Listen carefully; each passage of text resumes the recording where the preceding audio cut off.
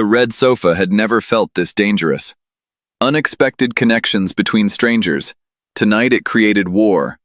Helen Mirren sat at one end of the sofa, 80 years old, Dame of the British Empire. Meghan Markle sat at the other end. The woman who'd married into that institution, left it, and spent 5 years telling the world how terrible it was. The collision was inevitable from the first moment. It started with a comment, just a small observation Helen made about duty, about what she'd learned playing Elizabeth II, about the weight of service that most people couldn't understand. Meghan's response made the studio audience shift in their seats. And what happened in the final 6 minutes? What Helen asked? What Meghan couldn't answer? What the audience witnessed in stunned silence? Would become one of the most discussed moments in British television history. This is the interview that revealed everything. Subscribe now, hit that notification bell, and let's see what happened. The Graham Norton Show studio had its usual Friday night energy. The famous red sofa arranged for tonight's guests, the audience clutching drinks, the atmosphere of Britain's most beloved chat show. Tonight's booking had generated unusual anticipation. Dame Helen Mirren, promoting the BBC's Queen Elizabeth Centenary documentary, alongside Meghan Markle, Duchess of Sussex, discussing her advocacy work. Two other guests, a comedian and a musician, would fade into the background of what was about to unfold. Helen arrived first, warm, elegant, immediately charming everyone in the room. She settled onto the red sofa with the ease of someone who'd been doing this for decades, who'd earned her place through 50 years of work. Then Meghan arrived, controlled, camera-ready, settling at the opposite end of the sofa with careful attention to angles and lighting. "Welcome, everyone," Graham announced. "This is going to be quite a show." He had no idea how right he was. "Helen," Graham began, "the BBC documentary about Queen Elizabeth's centenary.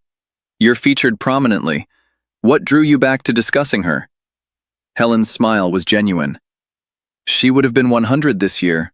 100 years of service, or at least 70 years of it as queen. That's extraordinary. That's a life devoted entirely to others. I wanted to honor that. You played her so beautifully in The Queen. What did you learn about her through that process? I learned that duty isn't a burden for some people. It's an identity. She woke up every morning knowing her life wasn't her own, that her preferences, her desires, her personal feelings came second to the role. Most people can't imagine that level of sacrifice. Meghan shifted on the sofa. Not everyone experiences the institution as sacrifice. Some experience it as cage. Helen turned to look at her. Do they? I spent years studying that institution, reading about it, understanding its weight. What I found was complexity, not cruelty. You studied it from outside. I lived it from inside. For 3 years, I studied it for decades. Respectfully, observation and participation offer different perspectives, but duration provides depth. Graham laughed nervously. Well, we've got both perspectives right here on the sofa. We do, Helen said, her voice pleasant but firm. And I'm curious about something. The institution you describe as cage, Helen continued, is the same one that gave you a global platform. The same one that elevated you from actress to duchess. The same one whose name you still carry. How do you reconcile criticizing something while benefiting from it? Meghan's expression cooled. I earned my place through my marriage. Your marriage to a prince, which made you part of the institution you now criticize. The title you hold, Duchess of Sussex, was granted by that institution. The recognition that allows you to sit on this sofa tonight came from that institution. I've built my own platform since leaving. Have you? The Netflix deal came because you were a duchess. The book deal came because you were a duchess. The speaking engagements come because you were a duchess. Strip away the royal connection and what remains? Graham attempted to intervene. Perhaps we could talk about... No, Helen said quietly. I'd like an answer. What have you built that doesn't depend on royal association? Silence stretched uncomfortably. I've spent my career earning recognition, Helen continued. 50 years, hundreds of roles. Every award, every accolade came through work. The damehood came after decades of contribution. What have you earned that didn't flow from marriage? Meghan's face had gone red. I was successful before Harry.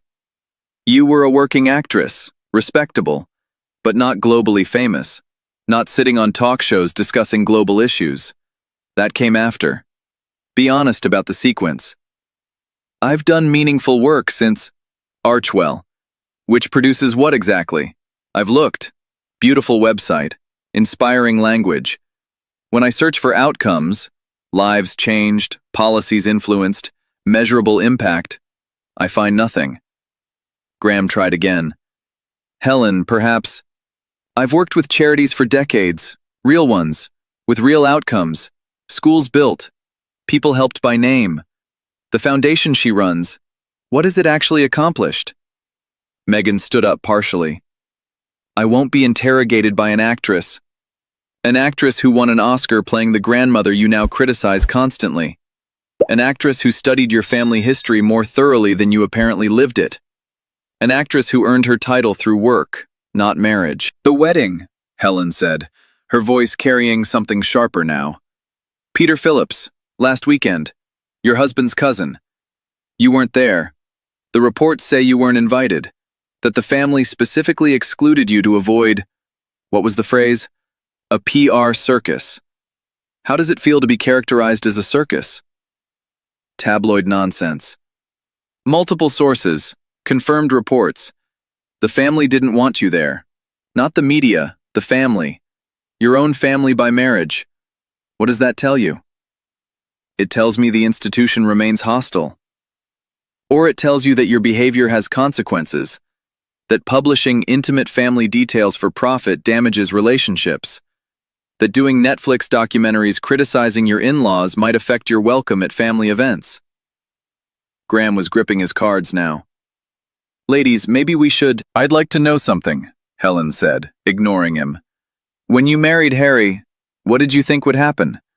That the institution would reform to suit you? That centuries of protocol would bend to your preferences? That a family you just joined would immediately prioritize your comfort? I expected basic decency. You received a wedding that cost £32 million.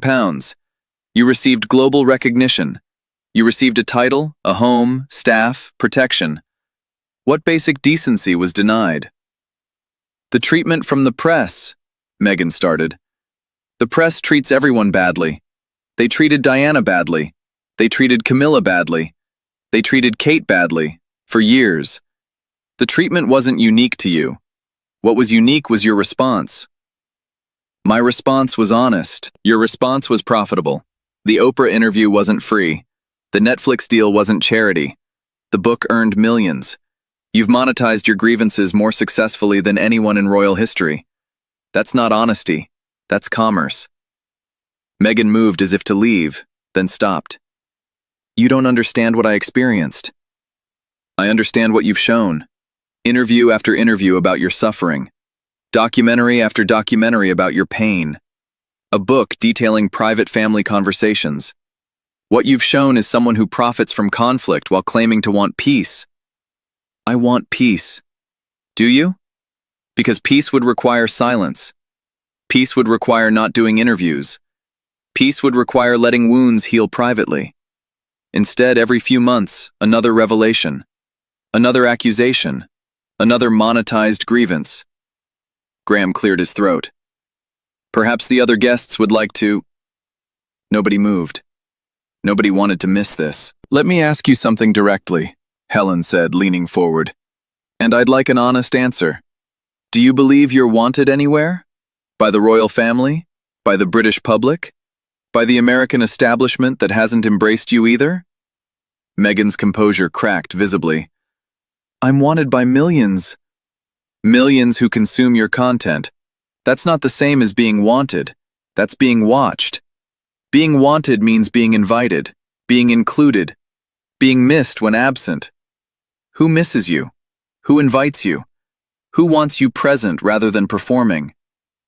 My husband. Your husband who reportedly wants to return to England while you don't? Your husband who misses his family while you've helped separate him from them?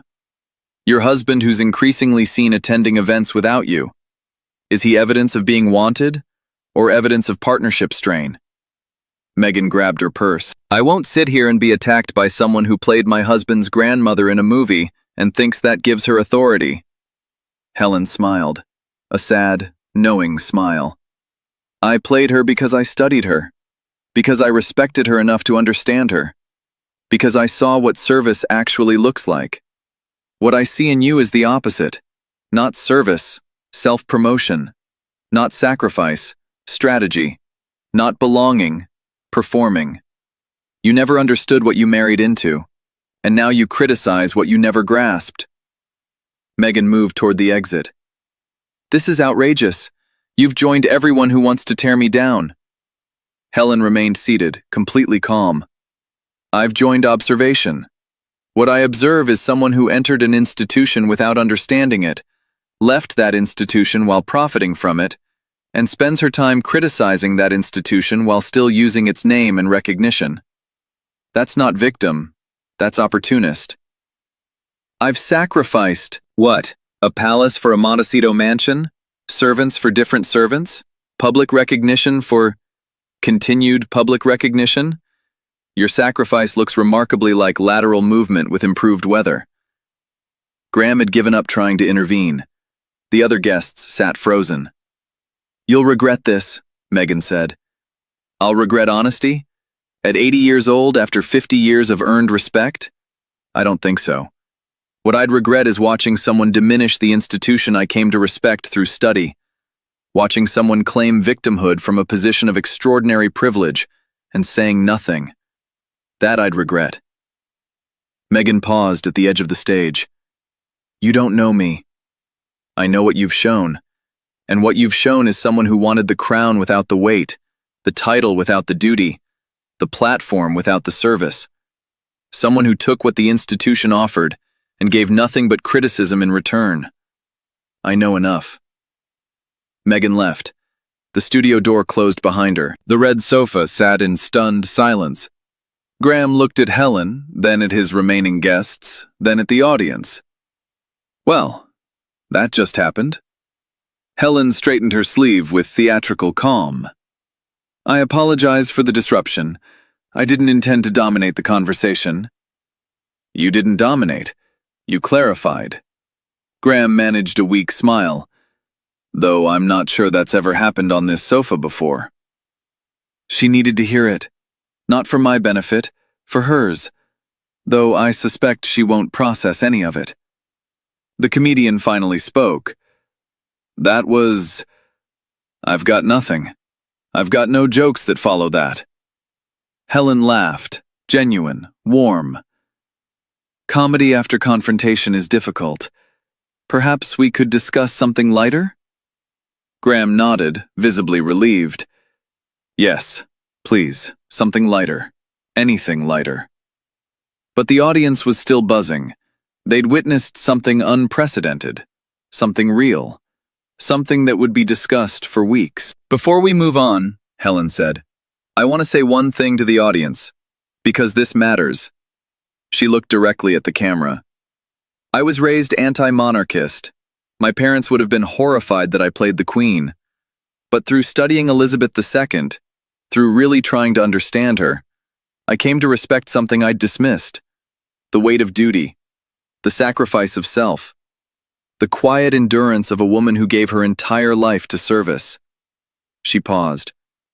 What I witnessed tonight was the opposite. Someone who received enormous gifts from that institution, recognition, platform, global fame, and has spent years complaining about how those gifts were wrapped. That's not courage, that's ingratitude, and someone needed to say it. Graham nodded slowly. You've said it, quite clearly. I hope she heard it, though I suspect she didn't. People rarely hear what challenges their self-image. The musician spoke quietly. My grandmother watched the Queen on television every Christmas. She'd be glad someone defended her.